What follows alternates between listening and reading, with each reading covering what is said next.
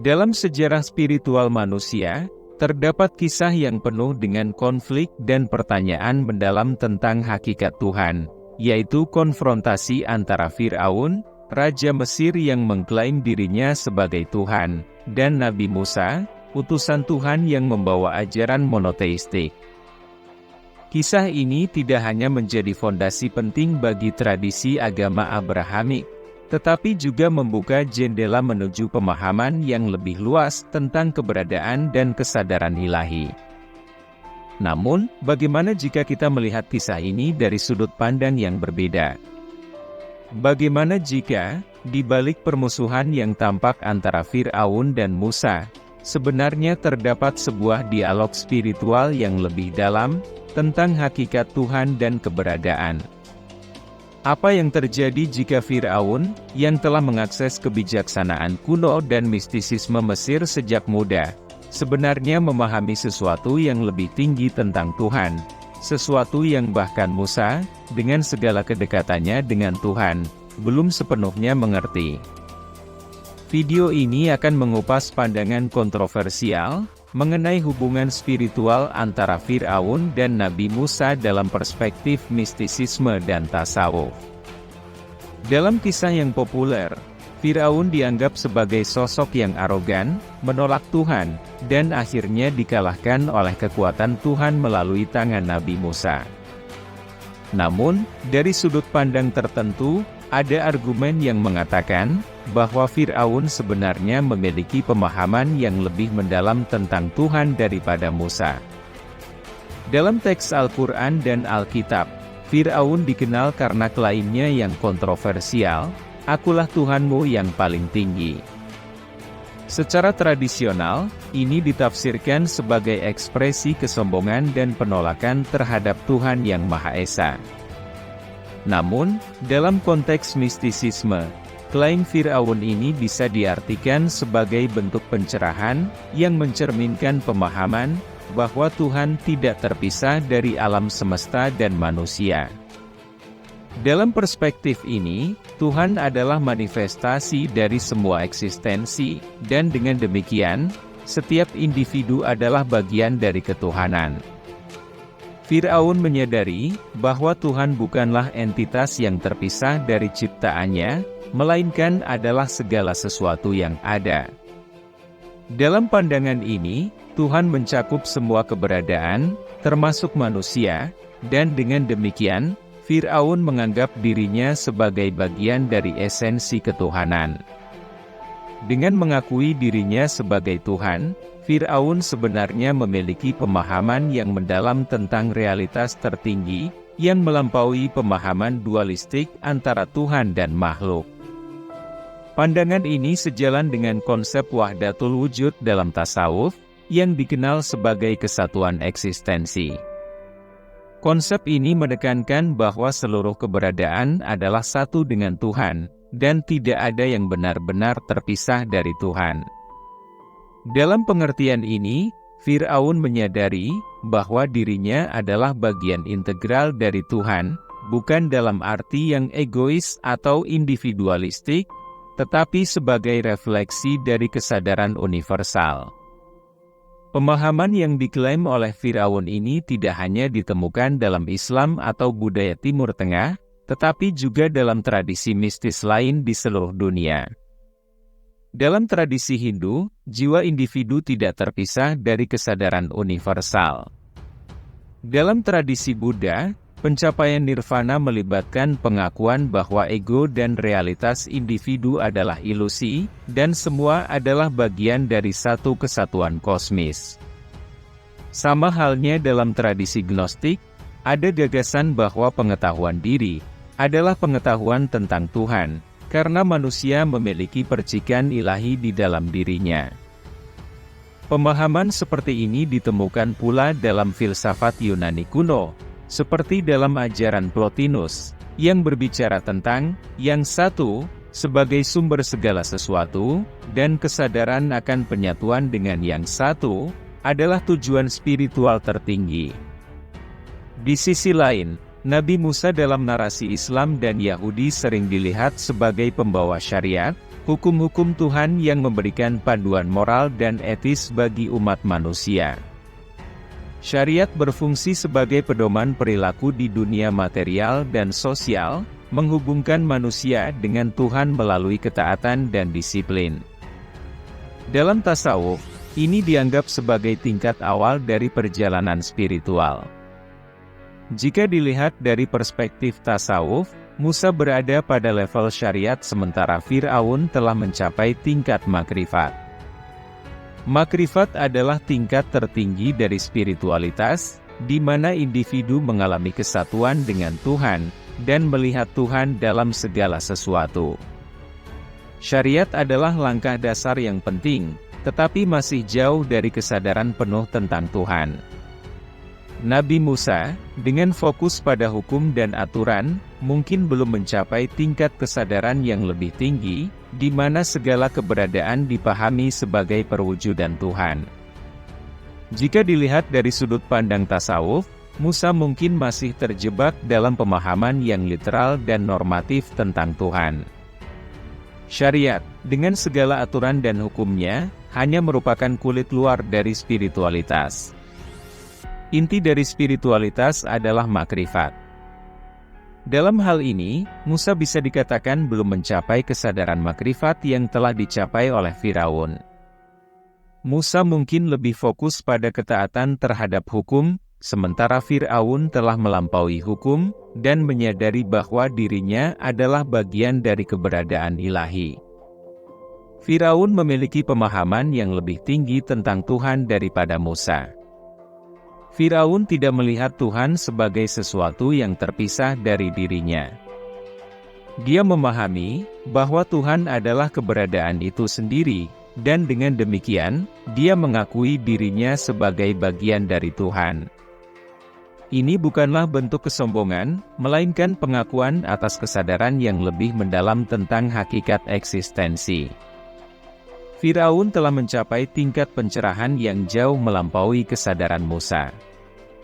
Nabi Musa, di sisi lain, mungkin telah salah memahami klaim Firaun. Musa mungkin melihat Firaun sebagai sosok yang sombong dan menolak Tuhan. Padahal, sebenarnya Firaun sedang mencoba untuk menyampaikan pemahaman tentang kesatuan ilahi. Musa, dengan pendekatan syariatnya, mungkin tidak dapat memahami kedalaman spiritualitas yang dicapai oleh Firaun. Kesalahpahaman ini dapat diartikan sebagai konflik antara pemahaman literal dan esoteris tentang Tuhan. Fir'aun dapat dilihat sebagai lambang dari kesadaran mistis yang tertinggi, yang telah melampaui batasan syariat, dan mencapai pemahaman tentang kesatuan ilahi. Ia menyadari bahwa Tuhan adalah segala sesuatu, dan segala sesuatu adalah Tuhan. Ini adalah puncak dari spiritualitas. Kesadaran ini adalah sesuatu yang dicari oleh para mistikus dari berbagai tradisi, baik dalam tasawuf, Hinduisme, Buddhisme, maupun Gnostisisme. Para mistikus menyadari bahwa realitas pada hakikatnya adalah kesatuan, dan bahwa segala perbedaan hanyalah ilusi, yang disebabkan oleh keterbatasan persepsi manusia. Fir'aun, sebagai Raja Mesir, ia berada di puncak hierarki sosial dan spiritual masyarakat Mesir kuno. Sejak usia muda, seorang Fir'aun dipersiapkan untuk memerintah dengan pendidikan yang komprehensif, mencakup berbagai disiplin ilmu, termasuk kebijaksanaan kuno yang telah diwariskan selama ribuan tahun. Pendidikan ini tidak hanya mencakup aspek pemerintahan dan militer, tetapi juga melibatkan pemahaman mendalam tentang spiritualitas dan mistisisme. Mesir kuno dikenal memiliki tradisi spiritual yang kaya dan mendalam, di mana para pendeta dan kaum bangsawan sering terlibat dalam praktik dan studi mistisisme.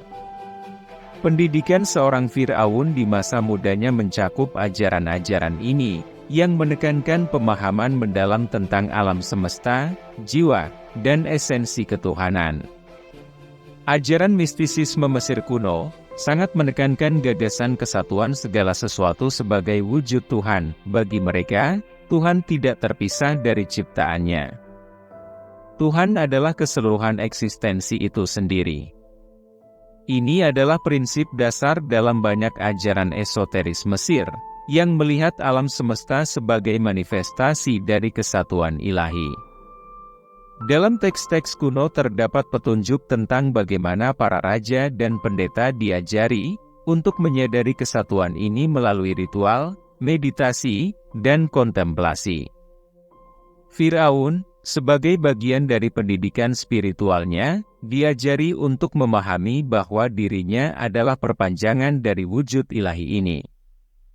Dengan menyadari bahwa Tuhan adalah segala sesuatu, Firaun melihat dirinya sebagai bagian dari keberadaan ilahi yang meliputi segala sesuatu. Kesadaran ini bukanlah sekadar klaim kekuasaan politik, tetapi refleksi dari pemahaman spiritual mendalam bahwa keberadaan Firaun adalah bagian dari ekspresi Tuhan di bumi. Ilmu kebijaksanaan kuno yang diajarkan kepada Firaun sejak muda memiliki dampak yang signifikan terhadap cara pandangnya. Dengan pemahaman bahwa segala sesuatu adalah wujud Tuhan, Firaun merasa bahwa klaimnya sebagai Tuhan bukanlah bentuk kesombongan, tetapi pengakuan akan kebenaran esensial tentang hakikat realitas. Nabi Musa, meskipun tumbuh di lingkungan istana Mesir sebagai anak angkat Firaun yang terdahulu, tampaknya memiliki pendekatan yang berbeda dalam pemahamannya tentang Tuhan dibandingkan dengan Firaun. Walaupun memiliki akses ke pendidikan dan ajaran kebijaksanaan kuno yang sama, Musa mungkin kurang memahami pandangan spiritual yang dianut oleh Firaun, terutama yang berkaitan dengan panteisme, pandangan yang melihat Tuhan sebagai kesatuan segala sesuatu. Musa dibesarkan sebagai anak angkat dalam istana Firaun setelah ditemukan di Sungai Nil oleh istri Firaun. Ini memberinya akses langsung pada kehidupan mewah dan pendidikan istana. Namun, sebagai seorang anak angkat, statusnya di istana mungkin berbeda dengan anggota keluarga kerajaan lainnya. Dia mungkin tidak menerima pelatihan dan pendidikan yang sama intensifnya dengan yang diberikan kepada pewaris langsung tahta atau keluarga inti Firaun. Hal ini mungkin termasuk pembatasan dalam akses terhadap ajaran-ajaran spiritual dan mistisisme mendalam yang diwariskan kepada anggota keluarga kerajaan asli. Ada kemungkinan bahwa karena posisinya sebagai anak angkat, Musa dibatasi dalam hal akses ke ajaran spiritual tingkat tinggi yang dianut oleh Firaun dan pendeta istana. Pendidikan di istana Mesir kuno seringkali bersifat hierarkis dan eksklusif, di mana hanya individu-individu tertentu yang dianggap layak mendapatkan pengetahuan rahasia tentang alam semesta dan hakikat Tuhan. Jika Musa dianggap sebagai orang luar atau bukan bagian dari keluarga inti kerajaan, dia mungkin tidak diizinkan untuk sepenuhnya mengakses atau mendalami ajaran-ajaran ini. Selain itu, perbedaan budaya dan identitas etnisnya sebagai orang Ibrani bisa menjadi faktor perbedaan statusnya dalam lingkungan istana. Meskipun Musa diakui sebagai bagian dari keluarga kerajaan, latar belakangnya yang berbeda mungkin membuatnya tidak sepenuhnya terlibat dalam pendidikan esoteris yang diberikan kepada pewaris Firaun. Hal ini bisa membatasi pemahamannya tentang pandangan panteisme dan mistisisme Mesir kuno. Selain kemungkinan pembatasan akses, ada juga kemungkinan bahwa Musa sendiri kurang memiliki minat atau motivasi untuk belajar tentang ajaran spiritual dan mistisisme Mesir. Meskipun tumbuh di istana, Musa mungkin merasakan ketidaknyamanan atau keterasingan dalam lingkungan yang bukan asalnya. Identitas Ibrani yang melekat pada dirinya bisa membuatnya merasa berbeda, bahkan terasing, di tengah-tengah budaya Mesir. Akibatnya, Musa mungkin tidak memiliki keinginan kuat untuk menyerap ajaran-ajaran yang diajarkan di istana, terutama jika ia merasa bahwa ajaran tersebut tidak sesuai dengan nilai-nilai atau keyakinan internalnya. Musa mungkin merasa lebih dekat dengan akar Ibraninya. Dia mungkin memandang ajaran mistisisme Mesir dengan remeh.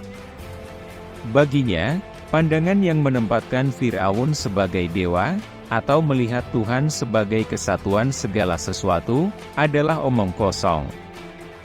Dengan latar belakang ini, kita bisa memahami mengapa Musa kurang memahami pandangan panteisme yang dianut oleh Firaun. Panteisme, yang melihat Tuhan sebagai kesatuan segala sesuatu dan hadir dalam semua aspek kehidupan, memerlukan tingkat pengertian dan penerimaan yang mendalam terhadap konsep kesatuan ilahi. Firaun, yang telah dibesarkan dengan ajaran-ajaran ini sejak muda, dan berada di posisi kekuasaan spiritual tertinggi, mungkin memiliki pemahaman yang lebih mendalam tentang konsep ini. Sebaliknya, Musa, yang mungkin merasa terpisah dari nilai-nilai spiritual istana dan memiliki keterbatasan dalam akses atau minat terhadap ajaran ini, bisa jadi tidak pernah mencapai tingkat pemahaman yang sama. Ironinya, dialog antara Nabi Musa dan Tuhan yang tercatat dalam kitab suci memiliki satu momen yang sangat mendalam dan penuh makna. Ketika Musa bertanya kepada Tuhan, "Siapakah engkau?" Tuhan menjawab, "Aku adalah Aku." Jawaban ini dianggap sebagai salah satu pernyataan paling misterius dan mendalam dalam sejarah spiritualitas manusia. Jawaban ini, jika dipahami dengan cara yang lebih esoteris, mengandung hakikat tertinggi tentang keberadaan Tuhan, dan mencerminkan ajaran panteisme yang lebih mendalam, yang Tuhan coba sampaikan kepada Musa. Pernyataan, "Aku adalah Aku," dapat diinterpretasikan sebagai pengakuan akan hakikat Tuhan, sebagai keakuan atau kesadaran dari segala sesuatu. Dalam ajaran mistisisme dan panteisme, ini berarti bahwa Tuhan adalah kesadaran universal yang melingkupi segala sesuatu yang ada. Setiap bentuk kehidupan, setiap elemen alam, dan setiap entitas di alam semesta memiliki unsur keakuan ini. Dengan kata lain, Aku adalah kesadaran yang ada dalam diri manusia, hewan, tumbuhan, matahari, angin, dan gunung. Aku adalah esensi yang sadar akan keberadaan dalam segala bentuknya. Konsep ini sejalan dengan ajaran panteisme, yang melihat Tuhan bukan sebagai entitas yang terpisah dari ciptaannya, melainkan sebagai esensi yang ada di mana-mana, di dalam dan melalui semua hal. Segala sesuatu yang ada di alam semesta adalah manifestasi dari keakuan ilahi, dan kesadaran Aku inilah yang merupakan Tuhan itu sendiri. Dengan demikian, Tuhan bukanlah satu sosok atau entitas yang jauh di atas sana, melainkan ada dalam setiap aku yang ada di semesta raya. Ironisnya, ketika Tuhan memberikan pernyataan ini, sebenarnya Tuhan sedang mengajarkan konsep panteisme kepada Musa, sebuah ajaran tentang kesatuan segala sesuatu sebagai wujud Tuhan. Pernyataan, "Aku adalah Aku," adalah pengungkapan Tuhan, bahwa Dia adalah kesadaran yang hadir dalam segala sesuatu, kesadaran yang mengenali dirinya sendiri dalam berbagai bentuk kehidupan dan entitas alam. Ini adalah pengakuan bahwa Tuhan adalah inti dari semua kesadaran, sebuah kesadaran universal yang mengikat semua yang ada dalam satu kesatuan. Namun, tampaknya Musa tidak sepenuhnya memahami kedalaman pernyataan ini. Sebagai seseorang yang lebih berfokus pada ajaran monoteistik yang ketat, di mana Tuhan dipandang sebagai entitas yang terpisah dan transenden, Musa mungkin gagal menangkap esensi panteistik dari jawaban Tuhan. Bagi Musa, Tuhan sepenuhnya terpisah dari dunia fisik, satu entitas yang berbeda dari ciptaannya. Akibatnya, Musa tidak melihat bahwa pernyataan, "Aku adalah Aku," sebenarnya mencakup kesadaran bahwa Tuhan ada di dalam semua hal, termasuk dalam diri manusia dan alam, Ketidakmampuan Musa untuk memahami pengajaran panteisme ini menjadi salah satu alasan di balik konfrontasinya dengan Firaun. Firaun, yang dibesarkan dalam tradisi mistisisme Mesir kuno, memiliki pemahaman yang lebih mendalam tentang konsep keakuan ilahi. Ketika Firaun menyatakan dirinya sebagai Tuhan, itu bukan sekadar klaim kekuasaan politis atau kesombongan, tetapi refleksi dari pemahaman bahwa dia adalah bagian dari kesadaran universal Tuhan. Musa, yang kurang memahami kedalaman ajaran "aku adalah aku", melihat klaim Firaun sebagai kesombongan atau penyimpangan dari ajaran yang benar. Bagi Musa, hanya ada satu Tuhan yang transenden, dan tidak ada manusia yang bisa menyamakan dirinya dengan Tuhan. Hal ini menyebabkan terjadinya konflik spiritual antara Musa dan Firaun, yang masing-masing memiliki pandangan yang berbeda tentang hakikat Tuhan. Ironi terbesar dalam kisah ini adalah bahwa Tuhan sendiri mungkin telah mencoba mengajarkan konsep panteisme kepada Musa melalui pernyataan, "Aku adalah aku". Pernyataan ini adalah pengakuan bahwa Tuhan adalah kesadaran universal yang ada di dalam semua makhluk dan entitas. Namun, karena Musa lebih terikat pada pandangan monoteistik tradisional, ia tidak menangkap makna mendalam dari ajaran ini. Akibatnya, Musa melihat Firaun sebagai lawan, bukan sebagai individu yang memiliki pemahaman spiritual yang lebih mendalam. Narasi ini menantang pandangan tradisional tentang hubungan antara Firaun dan Musa. Alih-alih melihat Firaun sebagai penentang Tuhan, kita dapat melihatnya sebagai individu yang telah mencapai tingkat kesadaran ilahi yang lebih tinggi, memahami Tuhan sebagai keberadaan itu sendiri. Musa, dengan pendekatan syariatnya, mungkin belum mencapai kedalaman pemahaman ini. Pandangan ini membuka ruang untuk memahami kompleksitas spiritualitas manusia dan berbagai jalan menuju Tuhan, di mana kesadaran dan pencerahan tidak selalu sejalan dengan hukum dan aturan yang kaku.